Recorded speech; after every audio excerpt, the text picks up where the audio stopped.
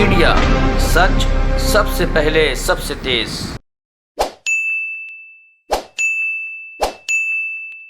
आप सबका बहुत बहुत धन्यवाद।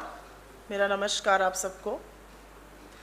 आज देश के लोकप्रिय प्रधानमंत्री श्री नरेंद्र मोदी जी का 72वां जन्मदिन है और इस मंच से हम सबकी ओर से हम उनको अपनी शुभकामनाएं देते हैं, हार्दिक शुभकामनाएं देते हैं और ईश्वर से प्रार्थना करते हैं कि देश के प्रधानमंत्री मोदी जी दीर्घायु हों और स्वस्थ रहें। एक प्रचलन है देश में जहां पर हर प्रधानमंत्री के जन्मदिवस को एक प्रतीकात्मक रूप में मनाया जाता है। बच्चों से बहुत प्यार था तो चाचा नेहरू के जन्मदिन को बाल दिवस के रूप में मनाया जाता था। मुझे लगता है इंदिरा जी का जो अदम्य साहस था और जो उन्होंने किया उसको कौमी एकता दिवस रूप में मनाया जाता है। राजीव जी का जन्मदिन सद्भावना दिवस के रूप में मनाया जाता है। अटल जी का जन्मदिन सुशासन दिवस के रूप में मनाया जाता है। तो आज का भी दिन बेहद खास है। मोदी जी का जन्मदिन है, प्रचंड बहुमत हासिल कर प्रधानमंत्री बने हैं, तो उनकी उपलब्धियों की खूब चर्चा हो रही है। लेकिन समझ में नहीं आता कि मोदी जी ने इतना कुछ कर दिया युवाओं के लिए और उसके बाद भी देश के युवा आज इस जन्मदिन को राष्ट्रीय बेरोजगार दिवस के रूप में मना रहे हैं। किस बात का आभार व्यक्त कर रहे हैं? राष्ट्रीय बेरोजगार दिवस के रूप में 17 सितंबर जो मोदी जी का जन्मदिन है, इस साल नहीं पिछले साल भी, उसके पिछले साल भी, कुछ सालों से मनाया जा रहा है। तो कहीं ना कहीं ये चिंता बड़ी है और ये चिंता सरकार को और प्रधानमंत्री को समझनी पड़ेगी। भारत विश्व का सबसे युवा राष्ट्र है।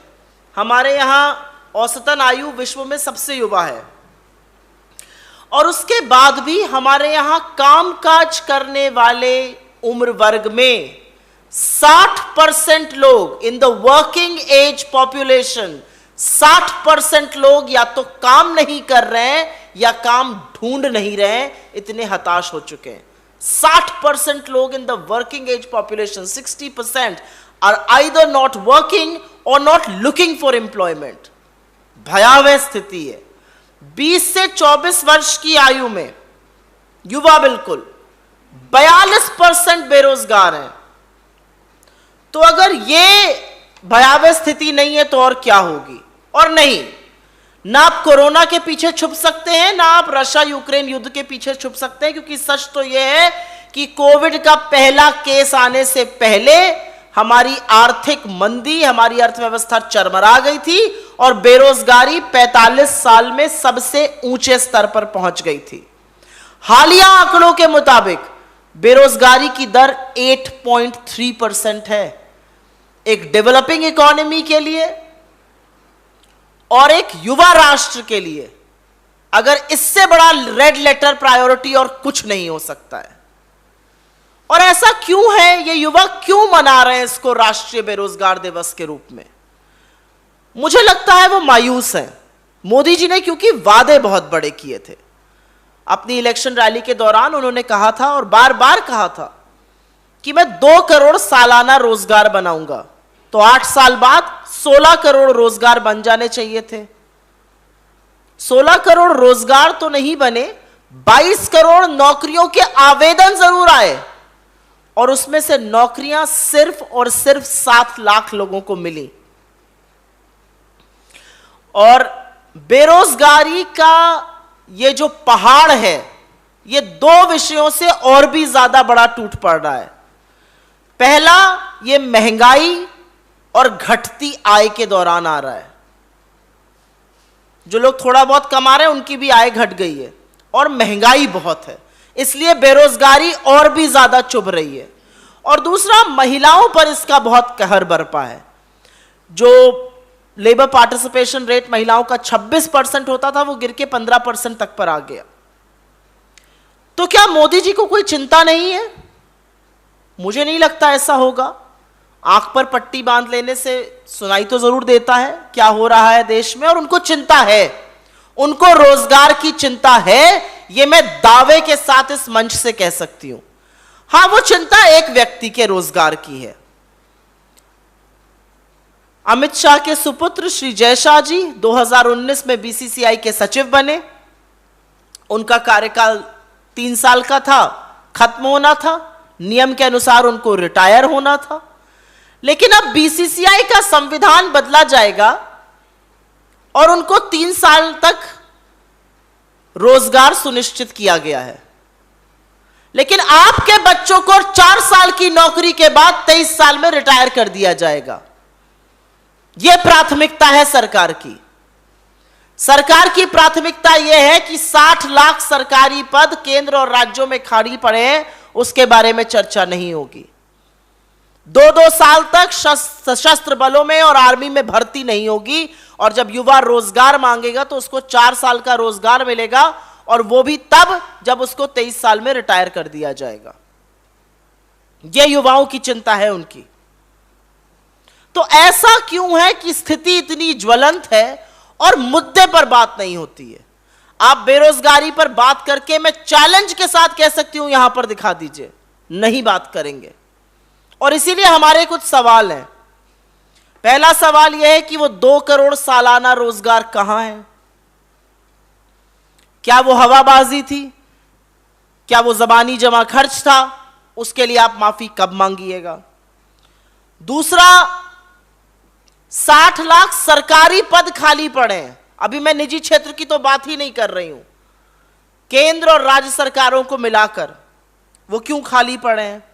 तीसरा, बड़ा रोजगार बनाने वाले जो उपक्रम होते हैं वो एमएसएमईज होते हैं, लघु मध्यम सूक्ष्म उद्योग जो होते हैं, वो बैकबोन ऑफ द इकोनॉमी होती है, वो बड़ा रोजगार बनाती है। उनके लिए क्या प्लान है? उनका पैसा बकाया है? डिमोनेटाइजेशन, पहले नोटबंदी के दौरान उनको मारा गया, अब उनका पैसा, तमाम पैसा बकाया है। वित्त मंत्री जो कहती हैं वो कोई सुनता नहीं है।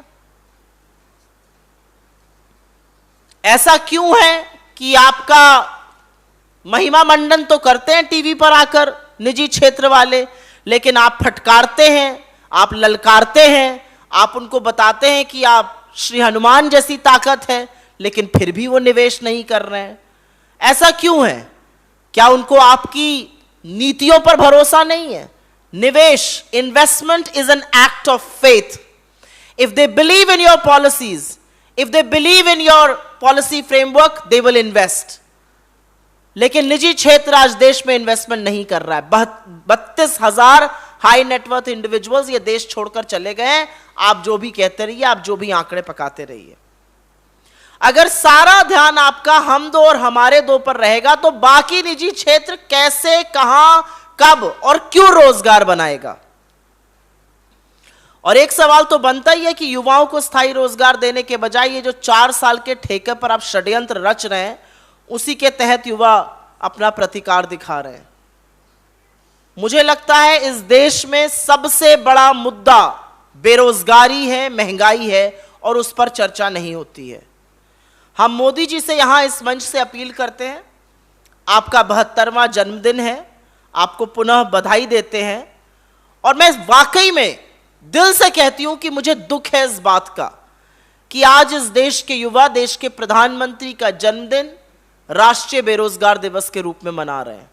यह दुख की बात है, यह चिंता की बात है। अभी आपके पास 2 साल और हैं, युवाओं को रोजगार दीजिए, युवाओं के हक की बात करिए। और यह याद रखिए कि कोई भी इतिहास में इमारत बनाने से, गारे मिट्टी की इमारत बनाने से याद नहीं किया गया, अपने मजबूत इरादों से, अपने काम से, उससे याद किए जाते हैं लोग। इमारत नहीं, इरादा बुलंद करिए। जिस रोजगार का आपने प्रण किया था वो रोजगार दीजिए, क्योंकि ये दुख की बात है कि देश के प्रधानमंत्री के जन्मदिन के अवसर पर इस देश का युवा राष्ट्रीय बेरोजगार दिवस मना रहा है। आपके सवालों का स्वागत है।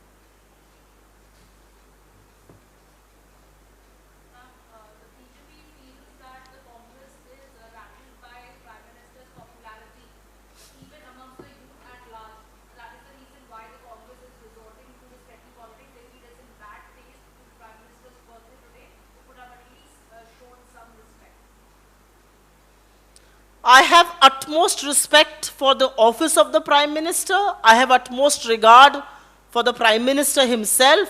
But will that stop us from raising the most burning issue of the day? And that is unemployment. I started off my statement by emphatically stating, it worries me. It is not the Congress party that is doing this trend. This trend is being done independently by crores of youth out there who have been let down by this government. आप तो रोजगार और काम के नाम पर आए थे ना, क्या हुआ उसका? I don't think the BJP understands the extent of the damage that is being done to India's youth and to the Indian economy. It is not going to take us several years. It may actually end up taking us several decades to restore normalcy in the economy and to make the youth gainfully employed. I think the BJP needs to get its head out of the sand. Smell the coffee out there. इस देश का सबसे बड़ा मुद्दा बेरोजगारी है, और ये बेरोजगारी का जो ट्रेंड है, जो राष्ट्रीय बेरोजगार दिवस है, ये हम नहीं, ये देश के युवा मना रहे हैं. चिंता का विषय है, ये दुख का विषय है. Any other questions on this?